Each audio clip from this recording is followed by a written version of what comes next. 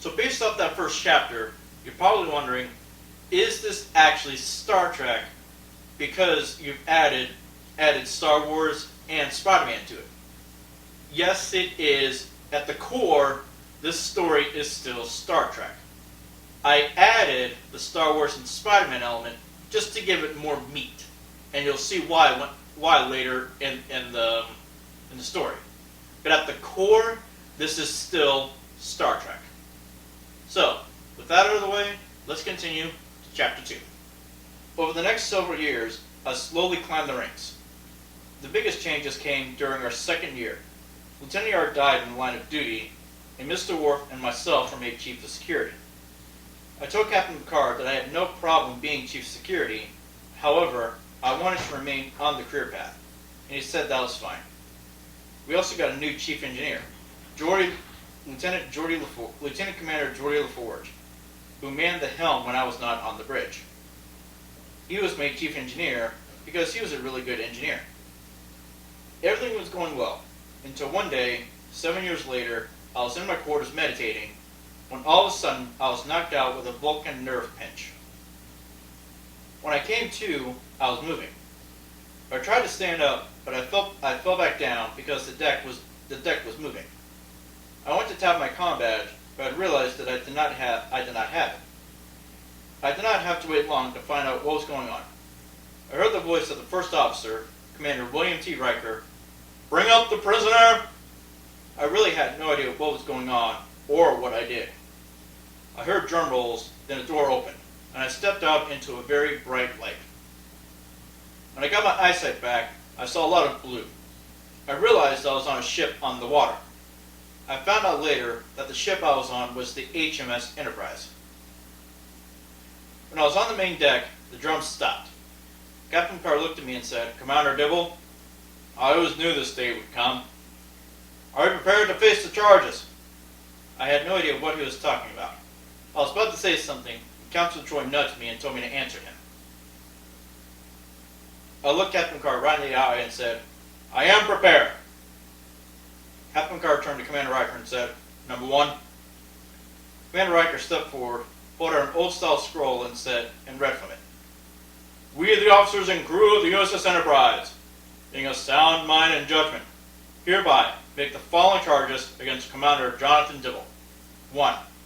That he did knowingly and willfully go above and beyond the call of duty on countless occasions. After that, it took all my self-control not to roll my eyes. 2. Most seriously, that he has earned the admiration and respect of the entire crew." With that, Captain Picard made his announcement. "Commander Dibble, with the power invested in me by Starfleet Command, I hereby promote you to the rank of captain, with all the rights and privileges thereto. And may God have mercy on your soul." With that, everyone on the deck started cheering, and I was all smiles. Captain Picard and Commander Riker came over to me and shook my hand. "Congratulations, Mr. Dibble." "Thank you, sir." "Jonathan, you're a captain now. You can call me Jean-Luc." I said, "Let's give that a little time. Now, for my first order, get these binders off me." Commander Riker said, "Oh, sorry," and removed them. Then he said, "Bring out the other prisoner." I quickly moved out of the way, and Mr. Worf came out another hatch. They did the same thing with him, and he was promoted to Lieutenant Commander. I thought that was that, and Commander Riker said, "Extend the plank." I was a little confused until he said, "Lower the badge of office." I looked up, and 2 hats came down. I decided to amuse everyone. I went for first, and Mr. Worf was behind me. Commander Riker said that we won't make it. No one ever has. I was about to prove him wrong. We inched our way out on the plank and were right under our hats. I said, "On the count of jump." Jump. We jumped, got the hats, and landed. Everybody was cheering. I heard Captain Picard say, "If it's one thing I've learned over the years, it's to never underestimate Klingon and never underestimate Mr. Dibble." We put our hats on, the Commander Riker said, "Computer, remove the plank." And that's when my spider sense kicked in. As the plank started to disappear, I backflipped over Mr. Worf, and he went into the drink. Everyone on the deck started laughing and pointing. I went over to Commander Riker and said, "Commander, that's retract plank, not remove plank." He just said, "Of course, sir." Then he looked down at Commander Worf and said, "Sorry." I looked down to see Worf shake his fist at Will. Data came over to me and said, "Sir, I must confess, I do not understand how someone falling into freezing water is amusing." I had to give Data a lot of credit. When I met him 7 years ago, he had almost no understanding of humans. Now there were still things that puzzled him, but nowhere near as much as back then. So I answered his question. "It's all in good fun, Data." "Fun, sir." "Fun!" I did not understand. I tried a different approach. You need to learn to be in the spirit of things. Live in the moment. Do something unexpected. Get it? And he said he got it. He turned to Dr. Crusher, our chief medical officer, and I'm not kidding, he pushed her overboard and she went down. Worf, who was climbing back up, tried to catch her, but ended up back in the water instead. Now everyone on the deck was silent. I was actually trying not to laugh as I said, "That's not quite what I had in mind, Mr. Data." Data looked around and realized that no one was laughing. Geordi went over to him and said, "Data." Data tried to defend himself and said that was, before he could finish, Geordi said, "Not funny." Worf was the first to get back on the deck, and he shot a mean glare at Commander Riker. Then Dr. Crusher followed. Data reached his hand out to help her, but she reached her hand to me, and I helped her out, and she gave a pretty mean look at Data before she left the holodeck along with Mr. Worf. Once everyone was on board, I gave out orders. "All hands make sail! To Ganzels and courses! Stand by the braces!" I walked over to Captain Picard and Commander Riker as they talked about what this would have really been like. Just imagine what it was like.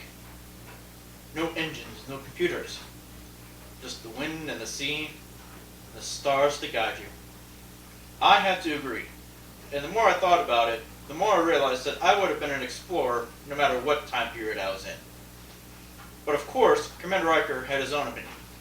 Bad food, brutal discipline, no women. I said, "Oh, we can't have that, can we?" Then the ship's intercom came on. "Bridge to Captain Picard." "Picard here. There's a personal message for you from Earth." Captain Picard sighed. "Put it through down here." He looked at Will and said, "The best thing about life at sea was that no one could reach you. This was freedom."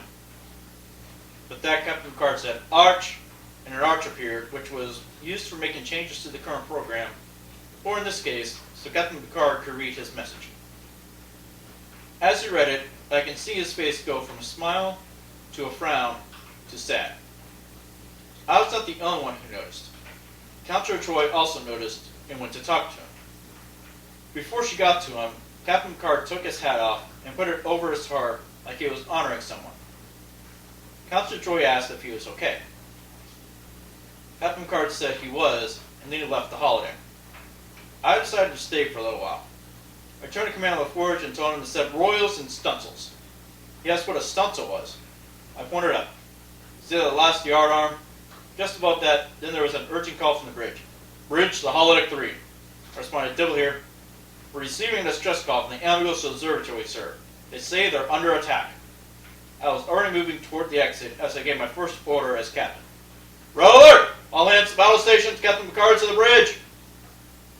I ran for the bridge, not even taking time to put on my uniform. I was not the only one though, as Data, Riker, and even Worf were on the bridge, wearing what they had on the holodeck. I saw the damage on the station and said that we were too late. Mr. Worf, anticipating what I was going to ask, said that there were no other ships in the system. Captain Picard entered the bridge from the observation lounge.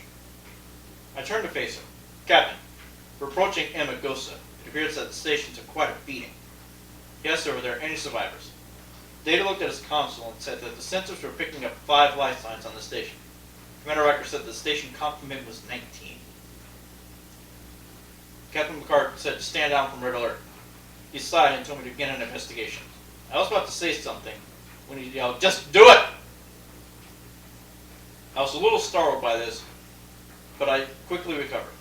I told Mr. Worf to follow me, and that Commander Riker had the bridge. Then I had a security team and Dr. Crusher report to Transporter Room 3.